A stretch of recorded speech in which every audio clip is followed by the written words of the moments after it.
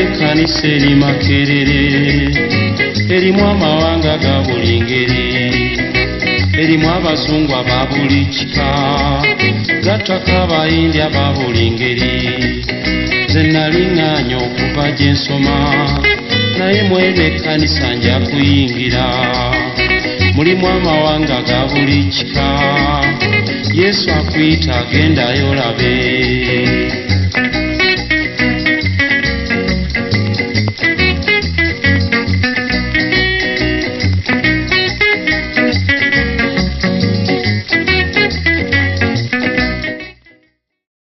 Mikwano gyange, mikwano gyaffe abali ku Slow TV, amannya Sande Yusufu Mukasa Lugwama, nga tukomyewo n'ekitundu kyaffe ekyokubiri nga tuli n'omusumba Dr. Grace Kityo.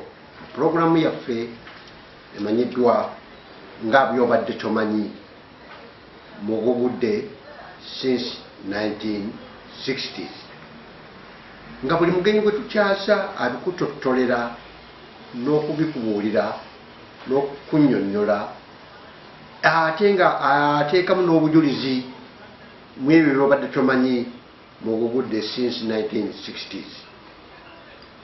Twasooka okumulaba ng'ayogera ku nsibuko ey'obuzaale bwe, bakadde be, emisomo gye, awamu n'olunaku Yesu Kristo lwe yamulokola n'essanyu n'ebirungi bye yafunamu. Dr. Kityo yatubuulira ku buweereza bwe bwe yalina mu Makerere Full Gospel Church mu myaka gye7 nga tannaba kwegatta kujja wano mu Makerere University, wakolera emirimu egiwerako era nga bwe yatunnyonnyola, era nga wajja okutuddamu okutunnyonnyola katonotono. Kino kyekitundu kyaffe ekyokubiri nga tuli wamu naye olunaku luno olwa Sande essaawa 3 zennyini. Puroguramu eno betandikira kugugudde ku Shiro TV, era munzikirize mwanirize butereevu mu puroguramu eno. Sebo Pastor Kityo, ndi musanyufu nnyo okutukomyawo nate mu Makerere University, wokakalebeza emirimu gyo, ate nga ogambye nti gigira giyimirirako mala okubabuulira ebyafaayo byobadde tomanyi mugugudde since 1960s. Amiina. Nemwenna abatulaba olunaku lwayo nsanyusa okubalabako. Weebale nnyo, weebale. Amiina. Twakoma nga otuyitidde mu bintu bingi ebyatusanyusa, emirimu gyo, engeri gyewakkiriza mu Yesu Kristo, abaakusanyukirako, abaakuyigganya empereerwe gy'ozaalibwa, watubuulirako ku bakubi b'emirere, abakubi ba tramoli, abaakubanga akodiyanuzi, era muli n'ofuna ekinyegenyege ekyokujja eri omwagalwa wawe Yesu Kristo obulokozi bwo. Ne tugamba nti ojja nga tetunaba kugenda mu byobadde tomanyi, twagala okomekkereza akatundu ako singa oba okyajjukira wakoma, n'oluvannyuma otubuulire olunaku lwennyini lwojjukira, era obaali baali bakubuuliddeko gugudde byatandika okujja mu Uganda. Biki byojjukire ebikulu? Bantu ki, basumba ki, byamagero ki, embulira yalinga etya etaliiwo mu biseera bino? Sebo Dr. Grace Kityo. Sebo neyanza nnyo, ne mwenna abatulaba obwaleero mbaniriza. Makerere Gospel Church, Gospel Mission to Uganda, Yes, ye kanisa gyesibako mu nsi yonna. gyotulabanga Yali kanisa ngeri very unique mu biseera byaffe. Biseera by'ensanvu saliwo mukaaga, naye mu yali ekanisa eri very amazing. Twalinamu ababuulizi bangi nnyo benalabako n'amaaso agali ku bwange. Twalamu ba elders, twalamu abantu bangi nnyo, sections nyingi nnyo ezaitira ekanisa okubanga eri very lively, vivid, era nga all of us twatunulanga Sande etuuka ddi tugende mu kanisa. buli zituuka ddi tutuuka obudde bukyala nze bwe nali nga nsoma nga ngamba bwe tuvaamu ssaawa 10 nenakubayo ssaawa 10 n'emyadde saakisi ya ssaawa 12 nga tubeeramu era nga bwogenda emakerere bugamba n'embeera ekyuka ku obulamu bwo bwati obw'omwoyo gamba atmosphere yange eriwo yanjawulo nnyo kati nze mbadde nakugamba mu meeting eri yasooka ninga nakolanga ebintu bingi nnyo nnyo nnyo nnyo naye emyaka gy'ensanvu eyo twalina revival yesirabangako kubanga 7 twalinanga ne youth camps nga tugenda nabugabo abavubuka gavubuka ag'amaanyi naye nga abantu they have sold out to Jesus naye tusobola kugaba bintu byonna byansi ate si mu buddu bwo ng'omuntu wabanga abamulokole ddala ekyo sikiwulidde ku ggwe wekka abantu baavanga eri ne batwala abawala baffe okuva mu Full Gospel Church omuwala omu gwe nali njigiriza bamwita Catherine ng'abeera bajjajjaawe kiri kyogamba ne bavanga eri abavubuka bajjanga kati nkugereza okugeza nga Alex Mitala kati aposo yajjangaawo omuwala gwe yali mu Sunday school yake yenjigirizaamu era gwe yasiimamu yatwala nga bumaze omutegeka nkubulira ki mu biseera ebyo bwe twakulanga embaga zaffe twalinako n'obucungwa obwobutunda naki n'ebiberenge naye abakyala bafumbye nze owange wa 83 owamitala ndooza wa 82 nekakane bakyafumba kati kati alinga so anointed, so apostolic, so pastoral. Wasamba balina okwagala ate nga tebaagala ssente bayimirirawo batya nga batuyigiriza bulungi nnyo ekimu ky'ekkumi kya Mukama n'ekiweebwayo lutirira nga aleta ssente ze n'aziwaayo nga temwalimu bino ow'emiliyoni 10 simba wali owa 5 simba wano ow'e10 simba wali mwabalina ebinusu Mukama yabalabye dda temutawaanya tebyalindawo naye nga buli muntu yenna alokostemwetantala wama temugera kujja mwebyamme byawedde dda yabalabye dda Katonda n'emiliyoni 10 bo mudde wano basalire omukisa nga tebyalingamu naye twafuna obubaka kati obutukuumye nga tegenda nalokoka mu 7 mu 6 ombaza abali mu myaka emike ndikyali mulokole naye ekisinga byonna nyimusiza Yesu njakuba kintuukako oluvannyuma ng'ali Makerere University kyenkola era kyenkola naye Makerere Full Gospel Church njukirayo abasumba abazungu baatuleera nnyo omusumba Hugh Lezero yali musajja nga mukakkamu omusajja aseka musajja wa kisa njukira mu mutabani wange Kenneth Kasirye yaluoyo nina abaana babiri era bonna fera tuyise mu university nze mukyala wange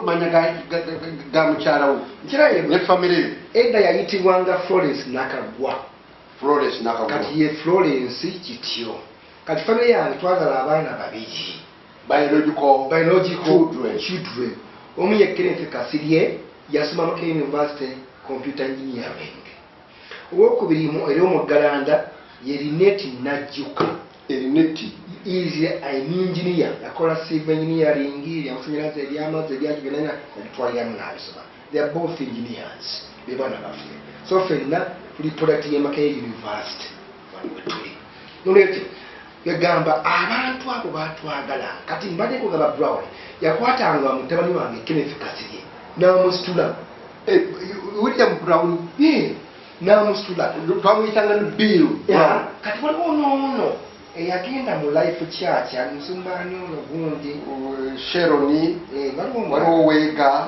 Bob Wega abo bonna twabalaba waliwo Peterson gweŋŋamba yayagalanga nnyo Kenneth Kasirye mutabani wange era yatulira nnyo nnyo gamba twafuna lesoni omusumba bwalina okweyisa walina okutambula n'okukola n'okubeerawo lwaleero saabantu abo batuleranga nnyo kyofuulaba bwe n'abantu tuuse mu maaso nga kyenkugamba ne twali Makerere mu Gospel Church twayita mu bintu bingi nnyo twatuuka obudde Idi Amin bwe yayumba ekkanisa y'e Makerere Gospel Church atujja kujja waawo ngira nindawo kakati njagala otutwala nga tutunaba kujja wa Amin twagala tutwaleko Nabugabo wayogedde ku Nabugabo kiki kye mwakolanga mwagendangayo mu kiseera ki Nabugabo twagendangayo mu tayimu gye batayiminganga nga tuli mu luwummula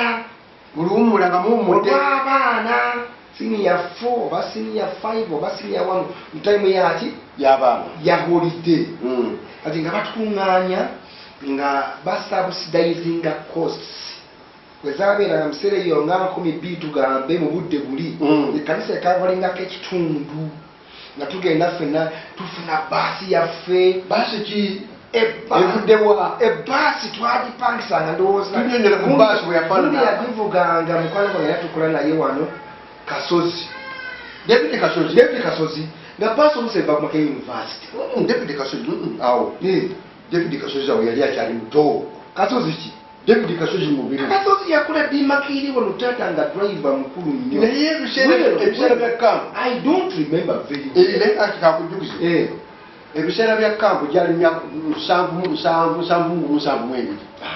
ate nze ndukose mu 7 mbadde mu kampu 76-77 tutubyukira kigambo ebyafaayo nga byagala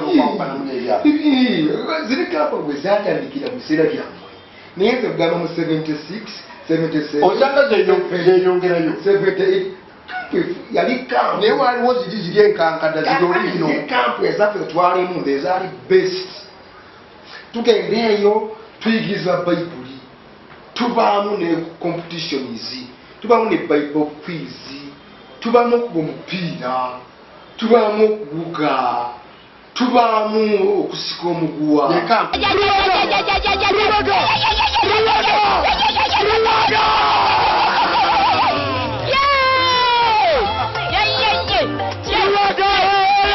brother, that camp, I still have it in my heart and in my soul. That's the people will change. I think to go from this environment, netubeera ffekka naye batusomesa ekigambo kyonna jukira abasumba abo batwalanga nnyo mu kampu nzijukira mukyala Susan Sali nga ye muyitirivu nnyo Susan Sali abo bonna ba Pastor Sali Pastor Mukalazi ne mukyala we otuuse bwennyini kati kampu eyo naye tuva wonna mu Uganda alabavanga Masaka abavanga wa tukuŋŋanira ffenna mu kampu ki eyo ye Nabugabo netufuna emikwano Pastor Posiano Lwakatale ne mukyala we Susan Lwakatale sanolevingo bonna babeerangayo nga bakulembeze naye noseba okusesa ki namwe bafuniranga ababeeso bafuna olinda mulaba nakulagiragandika katonda alabye kaki asobola okufuna okudala kampu ezo zatuyamba nnyo okuvubuka wemajjanga ekigambo okuvuba ekyennyanja twavuba enakagwa omuvuba eyo naye navubire osijjukira bulungi naye bwegamba twavubanga egamba twafunanga good time ate ng'abantu bali hole bali sanctified mu ngeri yaffe kinyonyolaawo kiki kyotegeeza abantu tebabeeranga mu kulimba tebabeeranga mu nanfuusi tebabeeranga mu sexual scenes ezitatadde zaabangawo naye nga sizaalabako mu camp sisalabako tigundi ono waliwo abavubuka bwe bateeka ku baasi ne babaza nze saabimanya mu kampu eyaffe naye ng'ebyaffe abaana baalinga serious with Christ ng'ogenze mu kampu oba ogenze mu kampu ate nga abakulembeze abundaka tugambe Edmund Mukwanya ba Adriani baani abo abavubuka abaatuliko nga bo bakuluko nga bakasozi ono mulumbuye baani nga bali very serious with us. Sure it is. Kale naffe kwegamba obulokole bw'ennaku ezo ntulagerana nga tuli balokole twajja twefiriza ebyensi tuzze mu Yesu and that's it. Tuli balokole n'ebino ebyaleero sinakwitegera bitambula bulungi jawe kanisa kati ng'eyaffe ng'eya kityo ng'eya musumba wa ntaate ng'eyabala and mostly through sport churches n'abala naye endala zirimu obuntuntu bwesitegera bulungi obona obujja butuukako kakati no kyekigamba gye kugamba awo kakati pasita kityo yese kino ogenda kukyogera mu Lungereza okay okigaziye kubanga gwe oli dokita n'Olungereza olwogera era olusomesa ayina katubuuze nti what is the gist, the core, the very meaning of the word gugudde? Thank you very much, sir. The acronym of the word gugudde simply donates or means the burden of sin being rolled away. Being rolled away. Being cast away from our lives.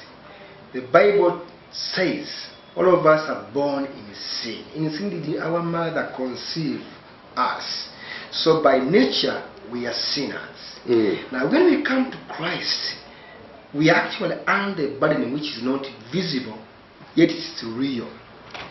So when you come to Christ, what really happens is that all this burden, by the miraculous birth, the new birth of Christ, the burden of sin is rolled away. Rolled away. That's the meaning of the word gugudde in Uganda. The burden of sin, you see, sin is Gugudde means rolled away. rolled away. This The yoke of the sin. Whether you don't know it or whether you don't see it or see it, there is a burden on our lives.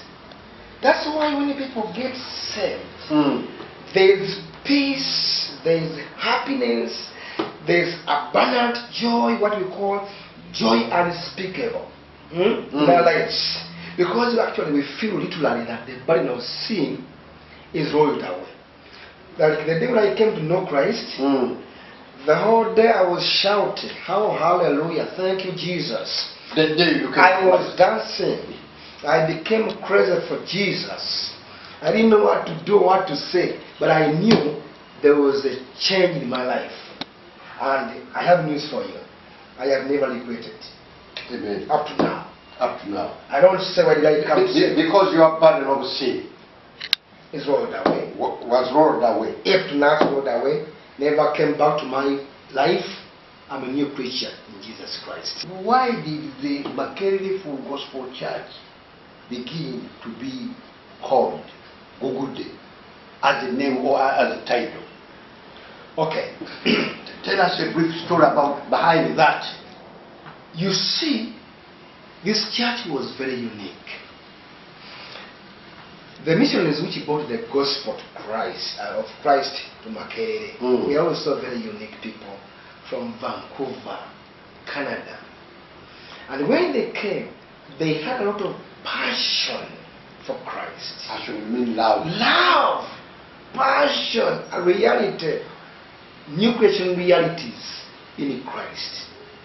They began to preach and pray. And then we could look back where we came from. And so we used to pray a lot and sing a lot. So our joy was mixed with so much gratitude. When you are so thankful to God, from where you came from what you have been before, and what you have now. So when we begin to pray, we used to pray loud. Loud. And sometimes, like some of you do, when you are having so much blessing, when God has blessed you so much, you don't know what to do. You either shout or cry or dance or whatever. So when we used to cry, some used to cry a bit, some used to shout, some, it was mixed up together. Yes. So for somebody who was outside, it was like hearing some people crying, loudly crying.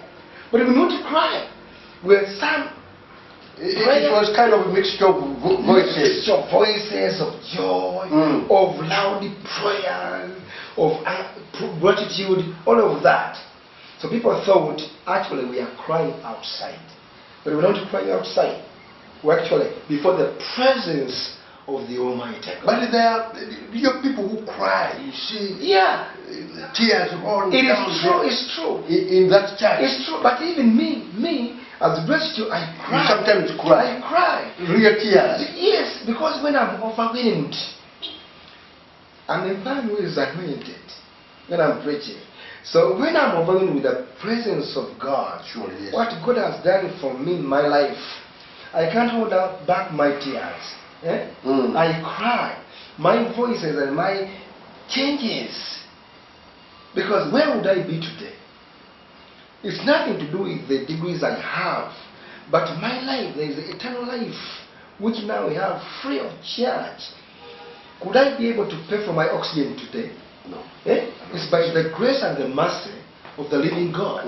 So sometimes I cry. It's true, I cry. Even in my church, I cry sometimes. So some people used to cry. You see, to me, it's true. In some sense, it's true. But most of them were used to have joy and gratitude and thankfulness for what God has done for us. Now let us go back to that just word of Gogude. Yes. Why was the church called Gogude, this Makerere Gospel Church? It was such a very unique church. Everybody used to come to look at that church. In fact, one of the singers, I think it was a classical one. The classical one, yeah. Yes. Who composed a song called Gogude.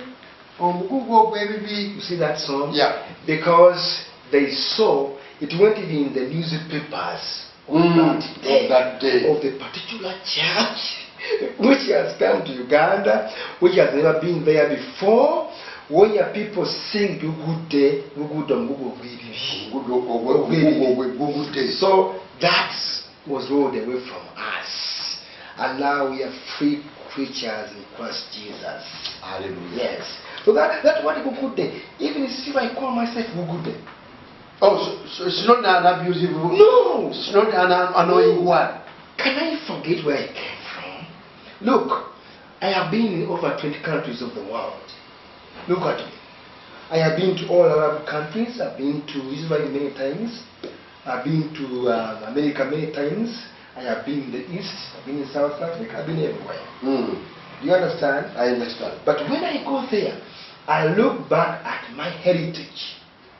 I look back at Makerere Gospel Church. I'm very proud of it. I sing the song.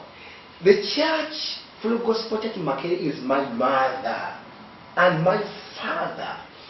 When I'm in Makerere, as much as what I am now, my size of responsibility, what made me to be that?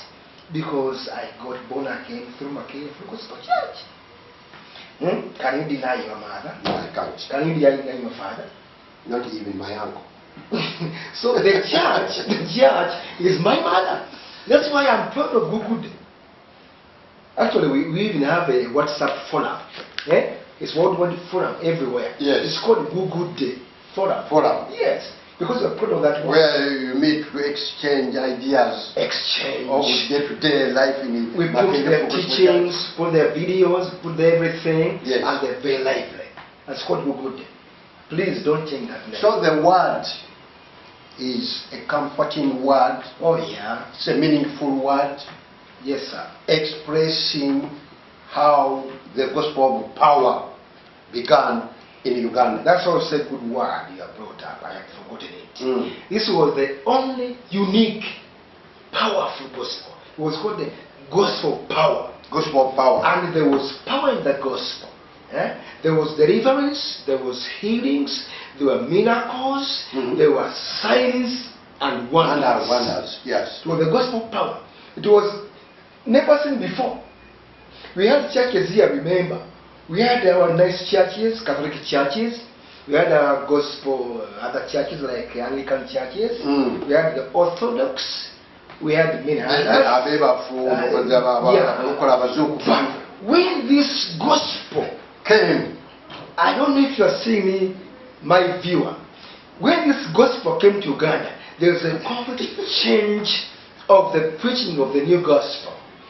The gospel had the power, the anointing, the uplift in it, the deliverance, power to make you become better in your life, power to make you able to do better and to even to do more things you not even do before. It gave us a new life in our lives, in our souls and our body and our spirit, towards actually the gospel of power. Praise the Lord. Amen. Back to our roots in Uganda language. Thank you very much for that piece of English version into our program today. I think many people have understood why Makerere Full Gospel Church came to be called or known as Makerere. The word Gugude simply means the burden of our sins. Christ comes into our lives and rolls it away. Right.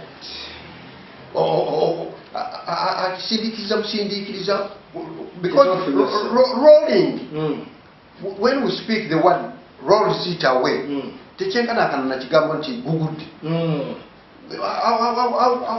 how do you explain that word? Rolls. It means you are pushing something heavy from this place to the other place. But throwing, that is the disc of the word good. Yes. When I know what is that. Yes. Nga muzito ugaliddeko nagukwata nakuba ekikonde negwa wansi forever. Yes. Oli ku Shilo TV era nga tuli mu program eyitibwa byobadde tomanyi Mugogudde since 1960s. Wetuleetera abagenyi abatali bangeri zimu, abakyala n'abaami, ate era okujjukizaako akatono nti pulogulamu eno ejja kutandikanga okubeera mu nnimi zonna. Tujja kuleeta Abanyankole, Abakiga, Abakyoli, Abalango nga boogera mu nnimi zaabwe, nga pulogulamu eno baginyonnyola mu lulimi Olungereza, Olujjuvu, oweza tukoze lwa kitundu kubanga pulogulamu eno gyetukola kati gy'oli mu kugyolaba yo ya Luganda naye nga neyo Olungereza enzijuvu ejja kujja okusobola okunnyonnyola by'obadde tomanyi Mugogudde since 1960s. Katugendeko mu bulango bwaffe n'oluvannyuma tudde n'omugeri Dr. Grace Tutyo atukyaziza wano Makerere University okusobola okutubuulira ku byafaayo by'amanyi Mugogudde since 1960s. Thank you very much.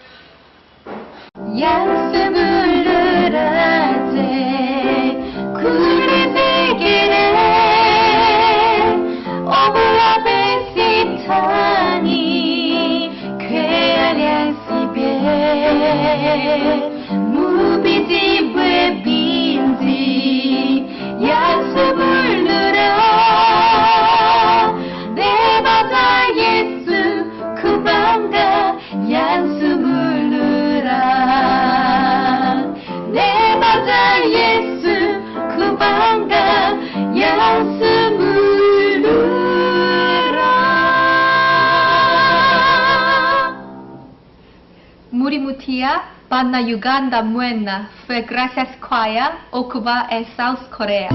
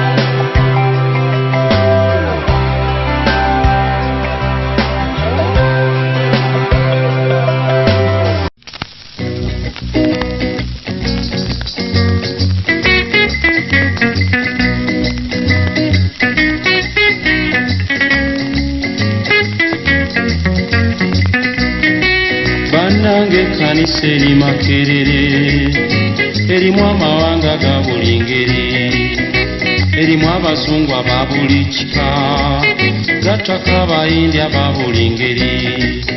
Nze naliŋŋaanya okuva gye nsoma, naye mwene ekkanisa nja kuyingira. Mulimu amawanga ga buli kika, Yesu akuyita agendayo olabe.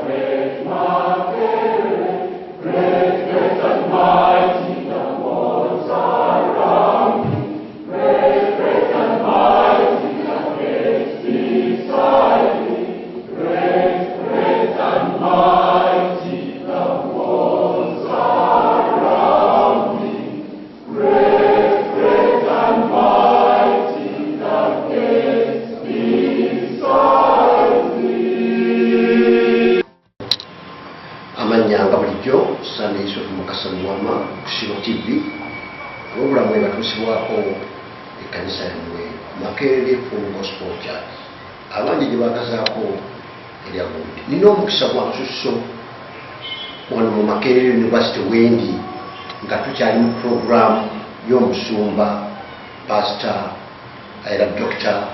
Makerere University DL erinnya mwalitegeera ye David Lutwama naye nga amanya gemumanyiye okusinga Grace Kityo. Kakati ono kwendi naye wano olwaleero lwenjagala okubanjulira mu budakiika butono nnyo agenda okwogera ku mukozi we, ku mukozi akola emirimu gya university akolera Uganda yonna ate nga mukama wa Dr.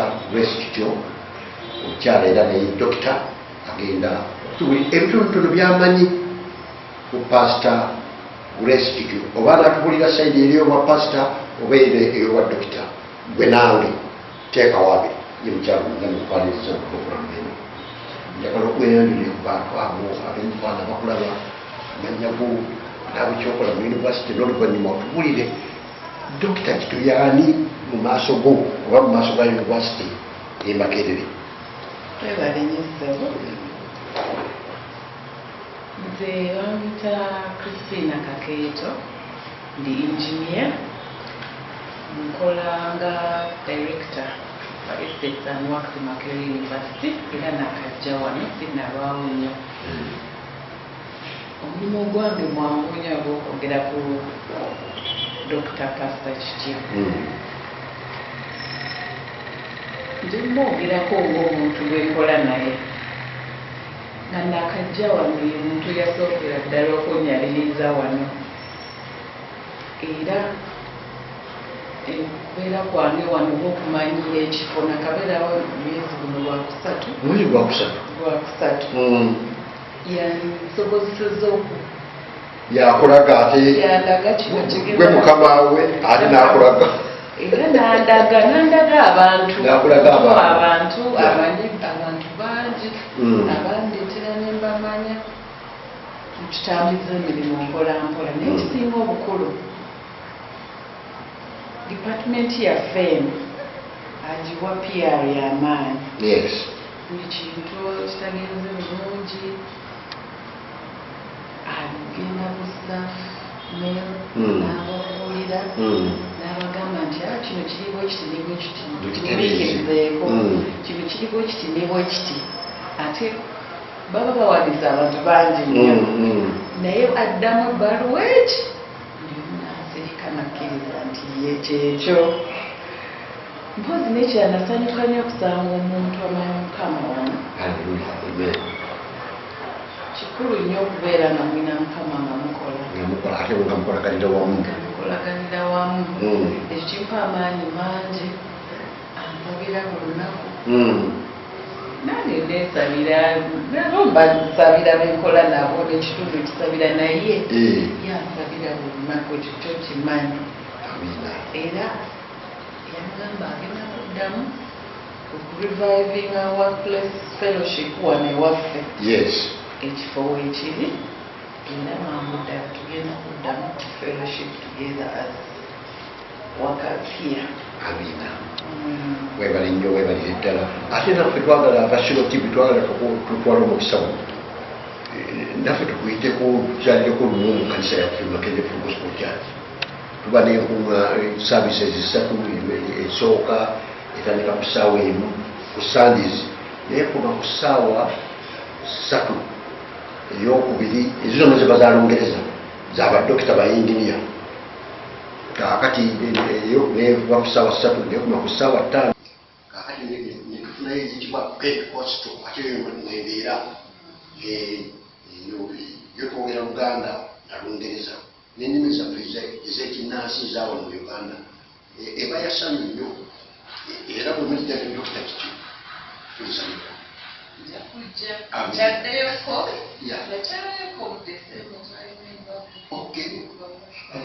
omusumba waffe ye Pastor Fred Watchat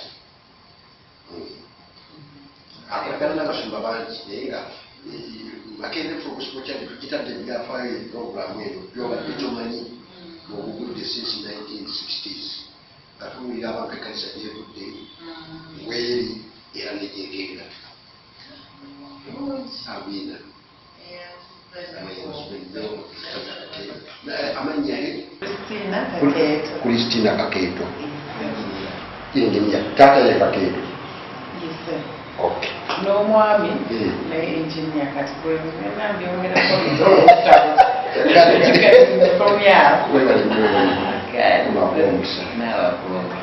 Amina.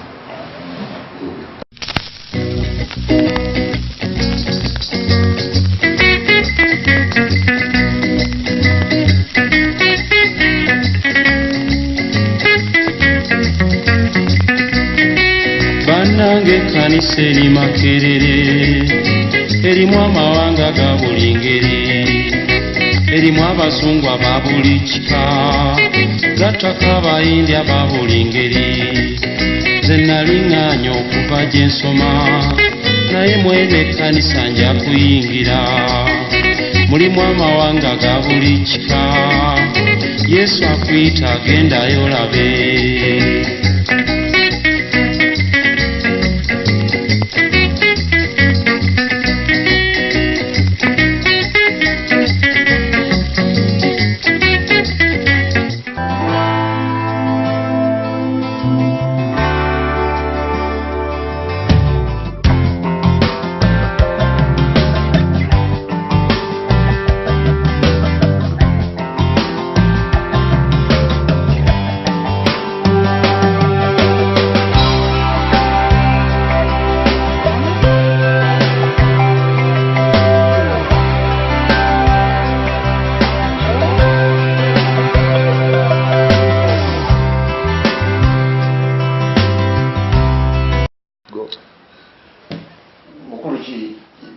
Dr. Kityo Sumba webali netukomyewo mu program yaffe mu kitundu kyaffe tubadde tuwumuddemu mukulikeyo mukumbula katugende mu maaso ne Pastor Kityo nga tunnyonnyola ebirungo by'amanyi mugugudde byalabako byawulirako era bulamu ki obwasinga okumusanyusa mugugudde mu program eno byabadde tomanyi mugugudde since 1960s. Musumba otunnyonnyodde ebintu bingi bulamu ki obw'omwoyo spiritual impact muggwe ennyini gyewalegako gy'omanyi gy'okyajjukira mu mirembe egyo egyagugudde emyaka gyammwe egy'ensanvu gyotokyalaba nate mu makanisa gano ag'omwoyo ag'emyaka gyaleero ag'ennaku zaleero. Sebo neyanziza mu biseera twalinanga abavubuka tiimu z'abavubuka nga bagala nnyo Mukama Katonda era nga tuyingira mu kusiiba olw'ensonga emu n'okusaba okw'amaanyi ennyo nga tuba n'okuyimba kwennyini kwa Wells of Joy kulungi nnyo nnyo.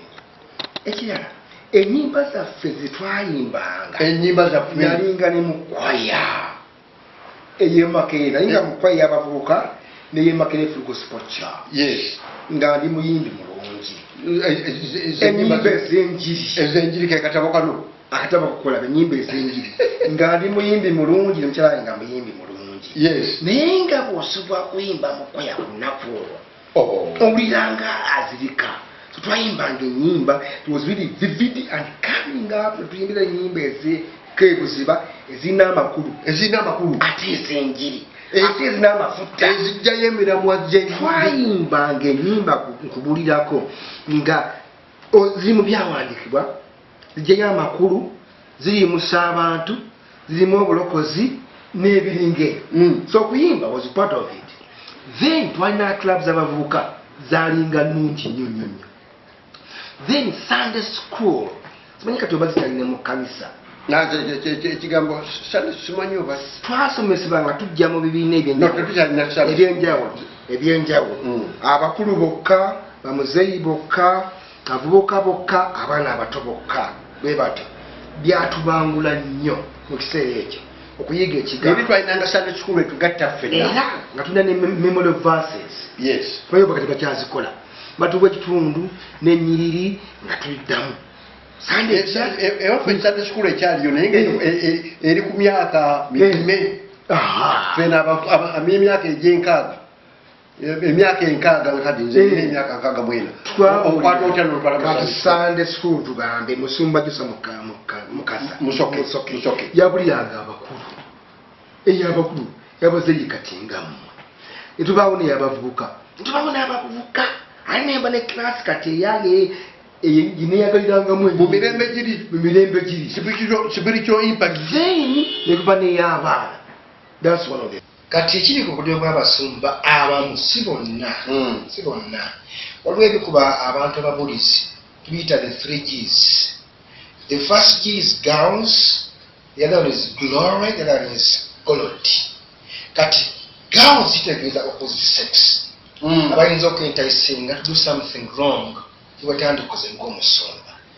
Then glory means everybody has to look at you and sees the number of people you pastor or the kind of car you drive. Then gold depicts about the money you have. How rich are you? Are you very rich? Are you just like anybody else? What is it? So you need people. These are the 3 G's. Kati oluusi kisindisa abantu line bafunemu either bafunemu emmere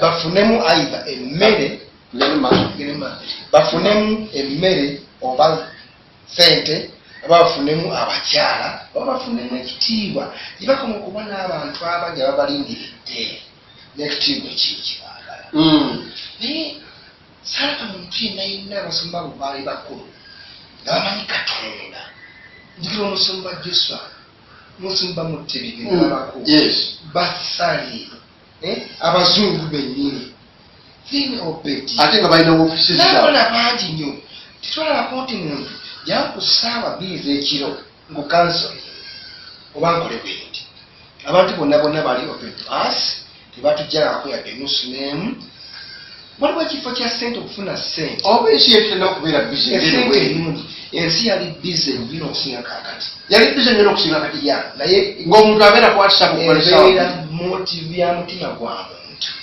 gwa muweereza gwa musumba. Nothing to do with being busy. Take a mind like me. Do you know what I do? I do too many things, but I still have time for God's people. So motive webanga eri clean, then ebyokola biba birungi, very easy. Totekamu bukolomu na bukoli obungi nnyo. Kola bukozi for the glory of God alone. That is it. Hallelujah. Kakati watubuddeko oyina watuuse pasita kityo Makerere Full Gospel Church akatundu akanyumira ennyo tubuzayo obudakiika butono okukomekereza puroguramu eno twagala tutwaleko mu bulamu bw'okusinza n'okusaba n'okutendereza n'okuwulira enjiri ey'ebweru naye ng'eyo yonna tunabagendayo twagala otwale mu Makerere Full Gospel Church olunaku olwa Sande bukedde tumenyeremenyere mu schedule program we yali olunaku olwa Sande kubanga gwe wali administrator lwatandikanga lutya lwakomekerezanga lutya olunaku lwa Sande lwalusinga okuba olunaku obulungi ennyo. The most exciting day we look forward to was Sunday morning.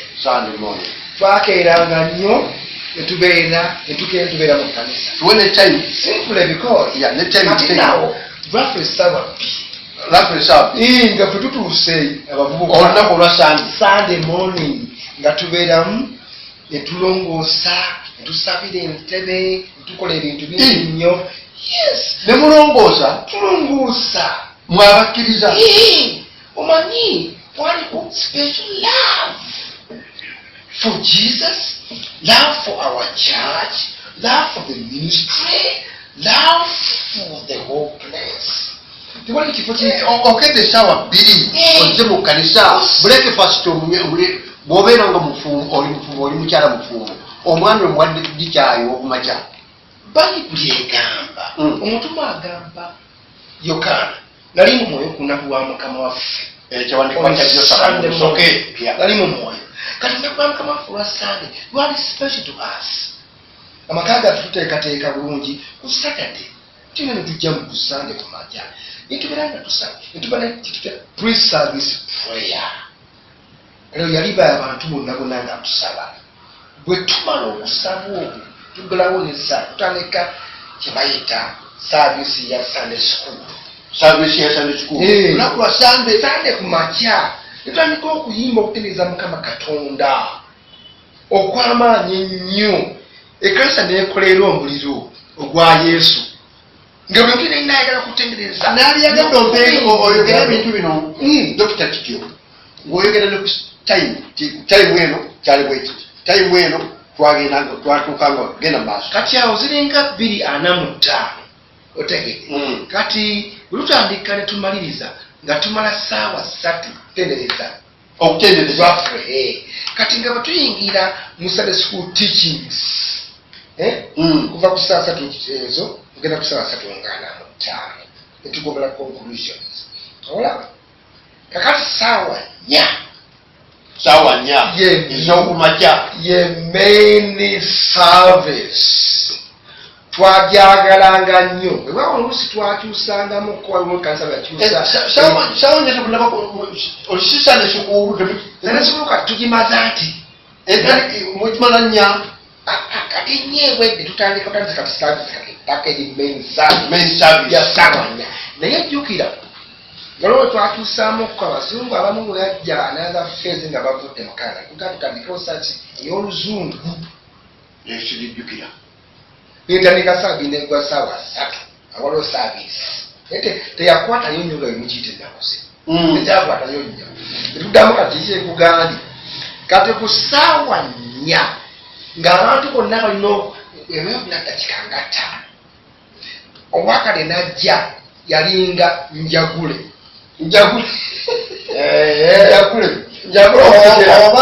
oba brother Samuel Jobe njagule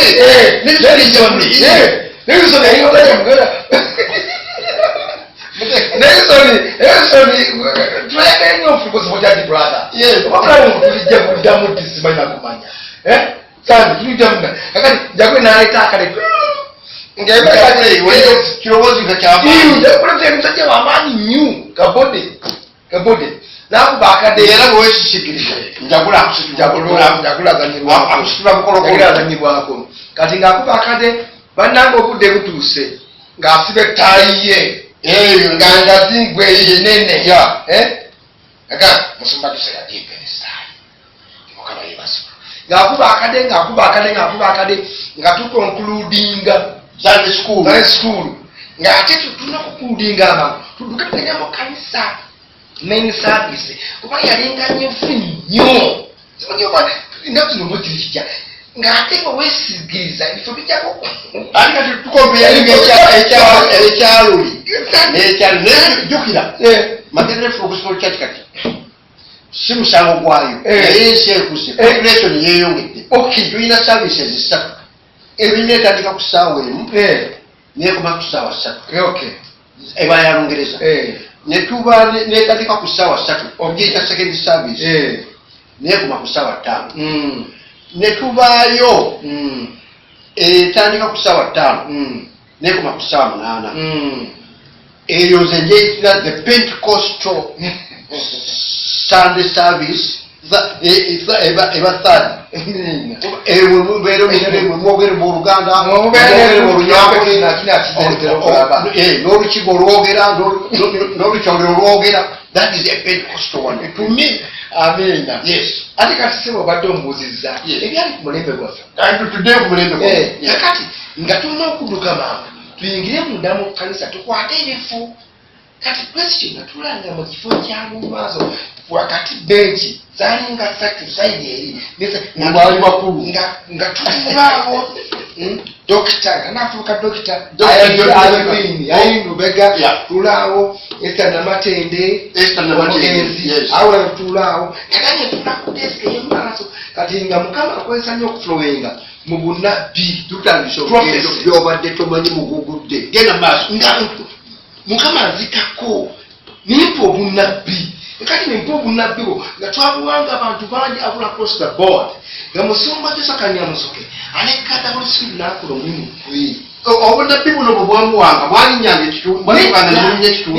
That says the Lord God agwoli wenyini bwabuwanga kazinda ninga abantu barespectinga the true prophecy kati nga buli muntu mukama bweyakakako mu kiseera ekyo nzukira nnyo Grace kityo nzukira nnyo Eliosi kati njani bizimenyera dokita wabyabisoma makere waffe wayo nenzukira nnyo n'abala nga bawa obunabbi kakongoliro era nga bwe tuvaawo mukama abayogedde nga n'omusumbagani mukama ayogedde bwatyo nga tukubenga kubanga tuddamu nga tusaba nga mulinamu nga musaba nga tusaba mpinda mu mwoyo mukama bwaki bwayogera ngo kiki kyabalabulako oba kyayagala anything which comes up nizo omanyi obunabbi bwe predictinga ekyomu maaso nekiriwo it's both forthtelling and forward-telling. Therefore nga butugamba ekintu ekiriwo kati nga tukikola nga tuli atukubiriza bulungi akulembera ekumenyi waggulu eri sumbakanya musoke tuli ku lwannabo lwa sande ku makyalwa sande ng'enyuma era ng'osuba sande simanyi gw'onookola otya otegedde kati awo saavisi egenda okuggwa baffe tesukka saa 8 nga tesukka 8 ng'ekoba ku 7 kitundu bwebenaye tesukka saawa ezo ati waliwo abananulanga obunabbi nga buba bwabanga buli lwa sande owange oluusi nga bubaawo buli sande kakati naye nga saawa ezo 7 awo nga tumala kati nga tugenda kukimisana kakati abatalina kyakulya nga dokita kityo kiki olina kyobuuse totulazeeko nsinza yammwe nakuyimba kwammwe weyimbe mutya ani abakulembera mwalinanga nezikwaya zino zimasikwaya nekulembera omugigi okuyimba twalinanga masikwaya ku kiseera ekyo twalinanga omusinzisa yalinga okusinga pasita Josa Kanyamusoke ng'abeera fuuti erinaye nga yakulembera ennyimba osinga gaafunayo mala akulembera pasita Obedi yaliwo naye abo abalanga ennyo mubufunze abalanga ennyo abo baakolanga lwaggulo naye nga tutuukayo naye saavisi y'okumaki kubanga ne pasita Lezero mujjukira ng'akulembera ennyimba kyogereke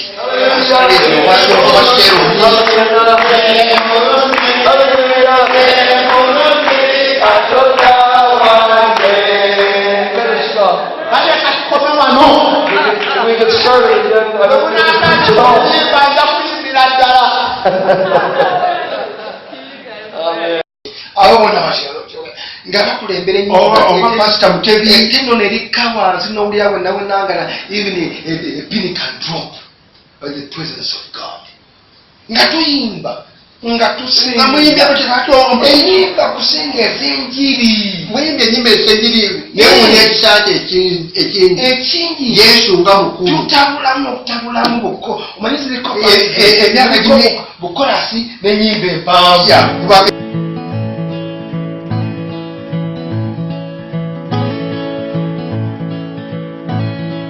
Blessed assurance, Jesus is mine. Oh, what a foretaste of glory divine, heir of salvation, purchase of God, born of His Spirit, washed in His blood. This is my story, this is my song, praising my Savior all the day long. This is my story, this is my song, praising my Savior all the day long.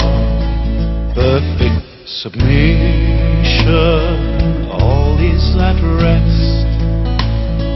I and my Savior am happy and blessed, watching and waiting, looking above, filled with His goodness, lost in His love.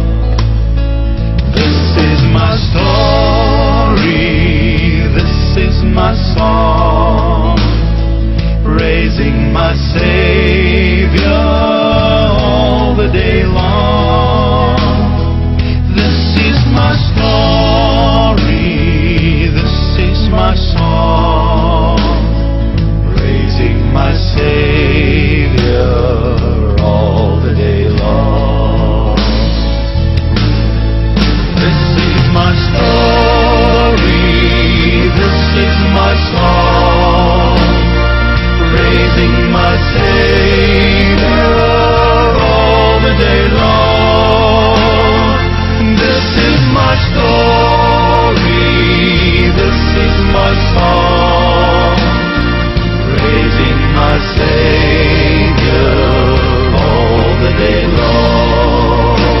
enyimba empanvu katukusuute bwalijja mu kitiibwa kye nsanyukira mugababukamu n'okubuukamu Yesu tonzikiriza nga waliwo omusajja wa trombone abeera asajja naye nera nga agifuwa okufaako bwe omusajja yafira ddala eno yanjagaza nnyo kyaki omusajja oyo kakati mpa ekifaananyi ekyakulembedde ennyimba yayimbanga yekka nga econgregation teyimba oba nga begatirawo oluyimba namba gundi nga yatandisa be mwenamwenanga mumala obutabo buno tuba n'obutabo buno naye nga lino kiki nga basinga tusimanyi muneba omutwe kasotedde mu mutima gwaffe it's part of our lives. It's a part of your life. Yes. It's just like a dressing of a corpse. mwenamwenanga muyimbira wamu kyebbiitu We love Jesus. kikyobero We love the gospel. We love the church.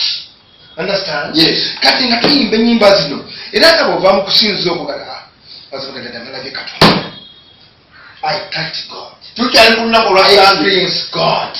Kumatya okwo nga tuvaamu bwe nayona nga tutuyanye twatuyananga ku lw'enjiri ya Yesu naye nga tuwulira so happy, so changed. It was wonderful. We even cried sometimes, but worshiping the Lord Jesus Christ. Era omuntu eyajjanga mu kusinza okwo, brother, it makes your whole week a new week. See? So bwe tuva mu ekyo tugenda kukyamisa nakulya nakuwatira kuli time ndi nakuba buli time time sajja nga tukwasa time ensolo njagule n'abalala njagule nga tulya bwe tumala okulya tulakuzi wali wansi nga tubanga Musumba Katumba Mugenzi Dina Kyeswa ne gundi abeera Kyeswa ne Yulia Sofia Ruth ne Mama Sewali bonna abantu abo nga balungi banjagala nnyo. God bless their hearts.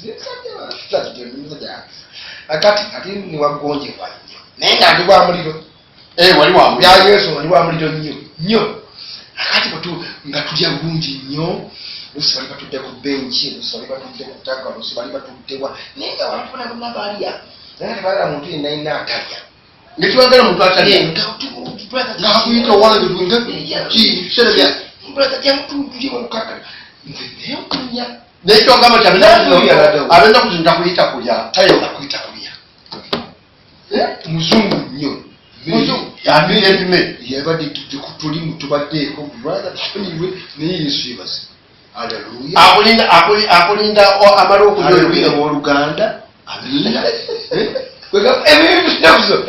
plastic love not true love plastic smiles kati nga tuvaawo yes bwe tumala I don't remember film naye noza zalinga saa mwenda ng'akade kavuga tulutulutulu akava eno kagenda kambuka kuba akambusa eri yali bookshop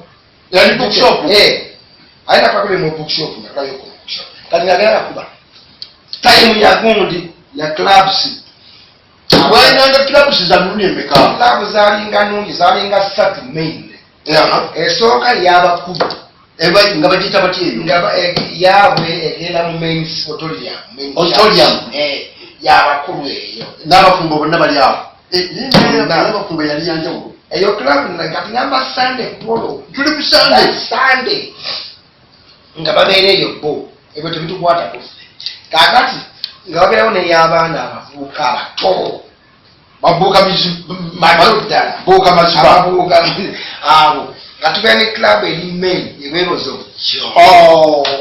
obujjo ojjukira ti naliko kyamaanyi naye ekisanja kyange nekikomawo nengende namiryango nendekera ndowooza mugwanya kakati jjukira bwe tukomye kuweereza obujjo tukomye kuweereza obujoyi ngenda kusiibula kale tugende pasita kiti tukomye kuweereza obujoyi njagala osimbewo akati awo ku sande ejja essaawa 3 ez'akawungeezi ku Siro TV amina nnyo otukkirize tukomewo nate mbakkirize makeyi otutwale kubanga tuli mu kitundu ekyoku sande ekyokumakya Makerere bakuliddewo amina era weebale nnyo juzi watuwa parking mu Desemba kanisa olwo Dr. Kityo gwe yajja n'osimba emmotoka yo mu Makerere Full Gospel Church olwo yeyassaako omukono ekyo tukwebaliza kakwateko kakati tukomewo next Sunday essaawa 3 ez'akawungeezi mu program gy'obadde tomanyi tumulongule program nga bwe yali mu kanisa mu kusinza kuba tugendeko n'olweggulo n'oluvannyuma tugende ku Monday ku Tuesday Wednesday ku Thursday ku Friday Saturday ekuŋŋaana ezibwetu zalinga zitya mubugudde oyo gy'atamanyi mu myaka gy'enkaaga gy'atamanyi mu myaka gy'ensanvu gugudde gy'obadde tomanyi mu myaka gy'ekinaana namwe ab'emyaka gy'ekyenda mujja kubeera mu puroguramu eyo mumutubuulire ebyammwe ngaakati ono atubuulira bya nsanvu tweyongerera abadde mabega wa kamera eno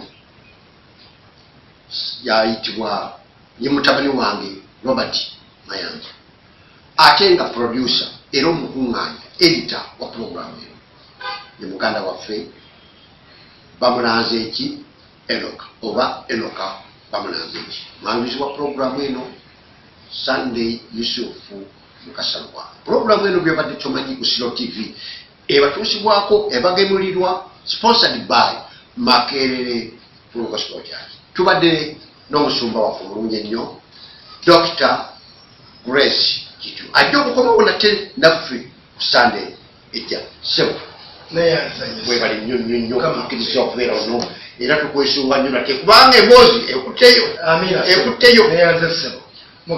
amina n'olwaleero ebyaleero webityo webigenzi katuddengane nate ku Sunday ejja ssaawa zezimu TV yemu Shiro TV. Webale nnyo. Webale.